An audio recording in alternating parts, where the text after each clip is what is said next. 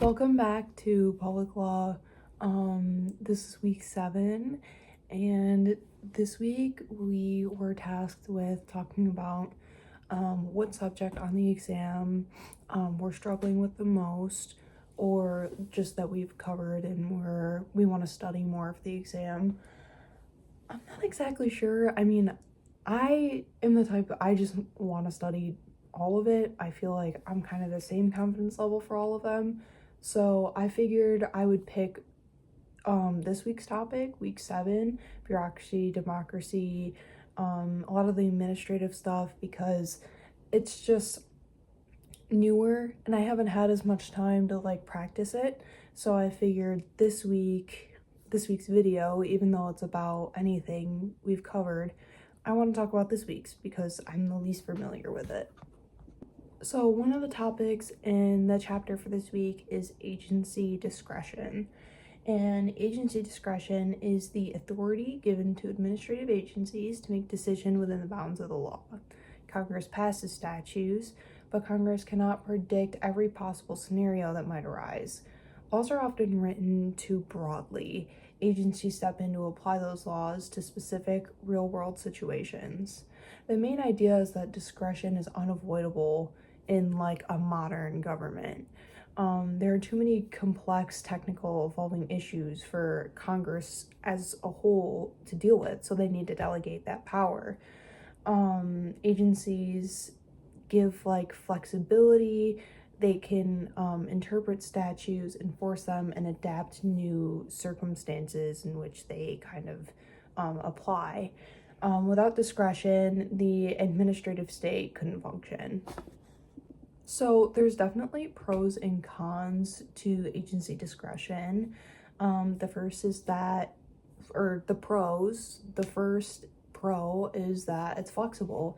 Agencies can adapt laws to unique situations rather than applying rigid rules in every case. So it's going to give some like leniency in these regulations. The second is expertise. Agencies are staffed with scientists, economics, policy experts who understand that specific field that we're in. The FDA, full of scientists, food-related experts, whereas something is like the highway department knows everything about transportation and roads and those regulations.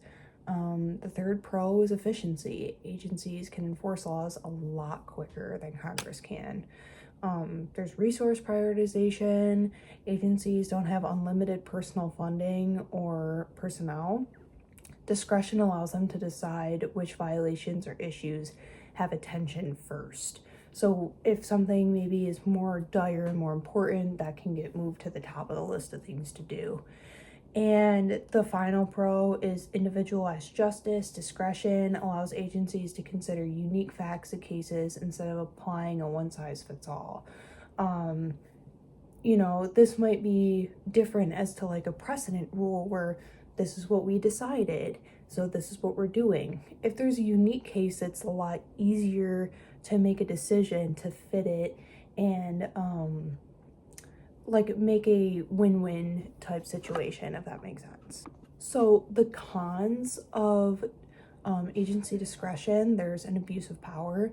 If agencies have too much freedom, they can exceed their authority. Inconsistent decision making.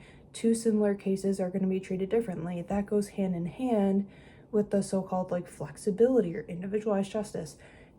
It's because things can be decided differently. There's that type of inconsistency in the way that precedent, like I mentioned before, creates consistency. So it kind of goes like both ways in that sense. Bias or arbitrariness. Decisions could reflect personal views rather than legal standards. I think in politics that could apply in any case. Any party that gets, elected in or appointed, things are going to be biased towards that party or their values, or whoever appointed them, they're going to want to, maybe pay them back in that type of way.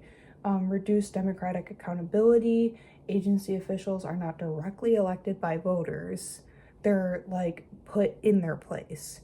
And then political manipulation. Like I said before, executive leadership might pressure agencies to make certain decisions, going hand in hand with that biased con. So, in a way, like, there's ways that discretion can be really beneficial, and there's other ways that it can be not as beneficial. I think it just depends on what side you look at it. Discretion is pretty powerful, but it's not unlimited. So there's statutory limits where agencies must act within their enabling legislation. So when Congress delegates power to agencies, that's called enabling legislation, and that's the power that the agency has. So they're limited to that specific power that Congress made for them. There's constitutional limits. Agencies must respect the constitutional protections like equal protection and due process. There's judicial review, where the Supreme Court can rule their acts unconstitutional. Under the APA, courts can review agencies and their decisions and whether, maybe they align, maybe they don't align with the Constitution. They have procedural requirements.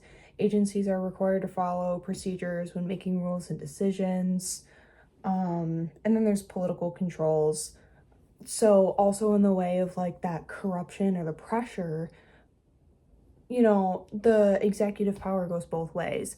Maybe an executive, limits their power. They're like, no, we don't want this. Stop. This is going too far. Or maybe they pressure them into a decision, pressuring in and out of certain things.